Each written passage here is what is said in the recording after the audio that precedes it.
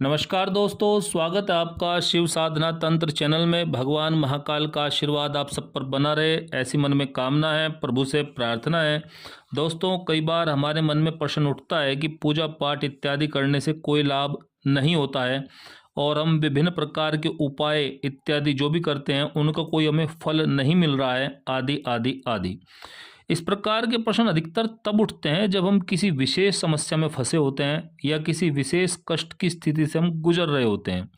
तो उस समय जो हम पूजा पाठ अनुष्ठान इत्यादि करते हैं और उसका हमें कोई लाभ नहीं मिलता है, तो हमारा मन इन सब चीज़ों से उठ जाता है और हम कहने लगते हैं कि ये सब चीज़ें फिजूल हैं, इनका कोई प्रभाव हमारे जीवन पर नहीं पड़ता है, इन सब को करने से कोई फ़ायदा नहीं है। लेकिन इसके पीछे का कारण हमें जानने व समझने का प्रयास अवश्य करना चाहिए। आज की इसी वीडियो में हम इसी कारण को समझने का प्रयास करेंगे। तो सबसे पहले, जब भी हम अपने जीवन में कोई कष्ट या समस्या का सामना करते हैं तो वो कष्ट या समस्या यह आवश्यक नहीं है कि हमारे अपने ही कर्मों के कारण आया हो। कारण ये है कि हम केवल अपने ही कर्मों का फल नहीं भुगतते, बल्कि अगर हमारे पूर्वजों द्वारा कोई अपराध कर दिया गया हो तो भी हमारे पूर्व जन्म के कर्म ऐसे निमित्त बना देते हैं कि इस जन्म में हम उन भोगों को भोग तो रहे हैं, लेकिन माध्यम हमारे पूर्वजों का कर्म बनता है। जैसे मान लीजिए कि हमारे किसी पूर्वज ने किसी कमजोर व्यक्ति के धन का बलपूर्वक हरण कर लिया हो और वो व्यक्ति कमजोर होने के कारण कोई विरोध न कर पाया हो, लेकिन ये पाप कर्म संचित हो जाता है और कभी न कभी अपना फल अवश्य देगा।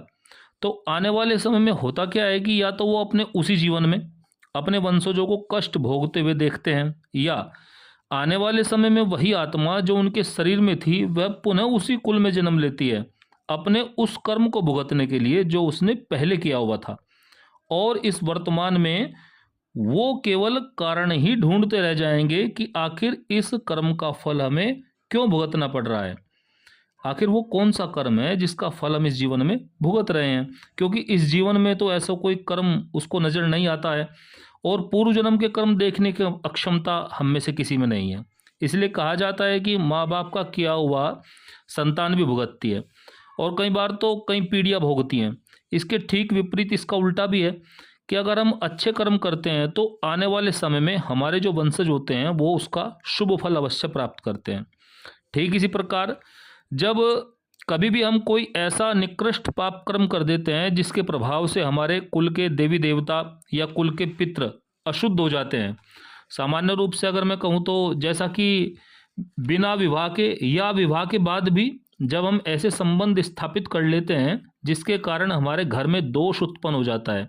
जैसे कोई जाति से ब्राह्मण है और वो किसी शूद्र जाति की स्त्री के साथ या लड़की के साथ संबंध स्थापित कर लेता है, तो तब हमारे घर के देवी देवता ऐसा कर्म करने वाले के द्वारा कोई भी भविष्य या भोग इत्यादि स्वीकार नहीं करते हैं। तो इस बात का सदैव ध्यान रखना चाहिए कि कामांध होकर या भावनाओं में बहकर ऐसे कार्य लोग कर तो लेते हैं, लेकिन उसके बाद जीवन में केवल कष्ट ही प्राप्त होता है। अब जब मैं किसी को ये बात समझाता हूँ तो लोग कई बार कुतर्क करते हैं, किसी और का उदाहरण देकर कहते हैं कि हम तो अमुक व्यक्ति को देख रहे हैं कि वो इस प्रकार के कर्म कर रहा है या पूर्व में उसने कभी किए हैं, लेकिन उसको तो कोई कष्ट प्राप्त नहीं हो रहा है। तो ऐसे भी बहुत सारे उदाहरण आपको मिलेंगे कि जिन लोगों ने कोई गलत कर्म नहीं किया है तब भी वो अपने वर्तमान जीवन में कष्ट भोग रहे हैं। तो इसका कारण केवल ये है कि जो लोग बिना किसी कारण के आज कष्ट भोगते हुए दिखाई दे रहे हैं उनके द्वारा भूतकाल में अवश्य ही कोई कर्म ऐसा बना है जिसका फल उनको आज मिल रहा है, और जो लोग आज गलत कर्म के बाद भी सुखी लग रहे हैं उनको भी उनके कर्म का फल अवश्य मिलेगा। बस फर्क ये है कि जब तक पुण्य कर्मों का फल मिल रहा है तब तक उनका रक्षण होता रहेगा, और जब दुष्कर्मों का हिसाब होगा तो सूद समेत उनको वापस मिलेगा। जैसे कि किसी के पूर्वज ने शिव मंदिर की स्थापना की और वहाँ पानी पीने के लिए कुएं इत्यादि की व्यवस्था की जिससे कि लोग पानी पी सकें। तो इस प्रकार का जो कार्य उन्होंने किया, उन्होंने न केवल अपने उस समय के लिए बल्कि अपने आने वाली पीढ़ियों के लिए भी, अपने वंशजों के लिए भी पुण्य कर्मों का निर्माण कर दिया, जिसके फल से वो कुल सुखी संपन्न है, सुविधा संपन्न है। अब अगर ऐसे कुल में किसी दुष्ट व्यक्ति का जन्म हो जाए तो उसको अपने दुष्कर्मों का फल मिलने में काफ़ी समय लग जाएगा, क्योंकि जब पूर्वजों के पुण्य को कर्म का अक्षय होगा तब उसके कर्मों का फल उसे मिलना प्रारंभ होगा। क्योंकि दूसरे व्यक्ति को सुख देने का जो कार्य है ना, उसके द्वारा जो पुण्य मिलता है वो काफ़ी लंबे समय तक रहता है। जैसे कि पानी पीने की इत्यादि की व्यवस्था करना, विश्राम स्थल बनवाना या भोजन आदि की व्यवस्था करके जो पुण्य फल मिलता है वो उसका फल जो है काफ़ी लंबे समय तक मिलता है। यह कुछ ऐसा ही है कि जैसे कि हमारे पूर्वज हमारे लिए करोड़ों रुपए छोड़ गए हों, तो उनको खर्च होने में समय तो लगेगा ही, और जब जब तक वह खर्च नहीं होगा तब तक आनंद रहेगा। और आप नया कुछ कमा नहीं रहे हैं तो उसके बाद तो कष्ट आना ही है। तो ऐसा ही पुण्य कर्मों का भी प्रभाव होता है। तो सदैव ये बात ध्यान रखनी चाहिए कि हमारे द्वारा किए गए जप, पूजा, अनुष्ठान आदि कई बार इसलिए फलीभूत नहीं होते हैं कि हमारे पूर्वजों के द्वारा या कई बार स्वयं हमारे द्वारा कुछ ऐसी गलतियां कर दी गई होती हैं जिसके कारण हमें लगता है कि हमें शुभ फल नहीं मिल रहा है। इसमें सदैव स्वयं को ही दोष नहीं देना चाहिए।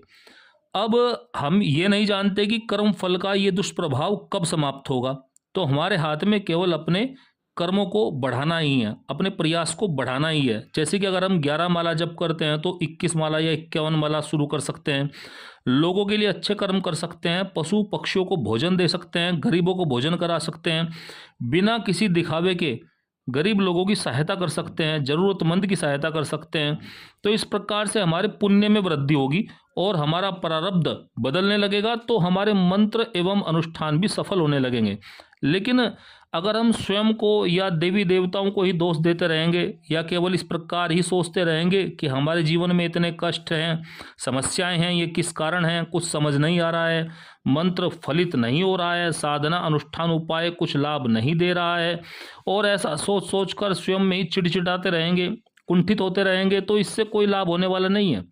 इसका परिणाम अंत में केवल ये होगा कि आप कुंठा के कारण सभी पूजा पाठ जप आदि स्वयं छोड़ देंगे कि इनसे कोई लाभ नहीं होता, और तो और दूसरों को भी आप ऐसी ही सलाह देंगे कि ये सब चीज़ें व्यर्थ हैं, इन सब को करने से कुछ नहीं होता। मैं ऐसा इसलिए कह रहा हूँ कि वास्तविक जीवन में मेरा ऐसे बहुत से लोगों से, व्यक्तियों से मिलना होता रहता है जो पूजा पाठ को व्यर्थ इत्यादि बताते हैं अपने जीवन के अनुभव के कारण। तो ऐसे व्यक्ति पूजा पाठ, सनातन धर्म आदि सभी की बुराई करते हुए मिल जाते हैं। तो हमें ये समझना आवश्यक है कि कभी कभी मंत्र, पूजा, अनुष्ठान आदि भी तभी पूर्ण फल देते हैं जब प्रारब्ध कट जाता है, या इसे ऐसा समझिए कि उस समय ये हमारे बुरे प्रारब्ध को शीघ्र समाप्त करने में सहायता करते हैं। तो आशा करता हूँ कि ये सब चीज़ें आपको भली भांति क्लियर हो गई होगी, समझ में आ गई होगी। तो इसी के साथ नमस्कार दोस्तों, जय महाकाल महादेव। मिलते हैं अगली वीडियो में।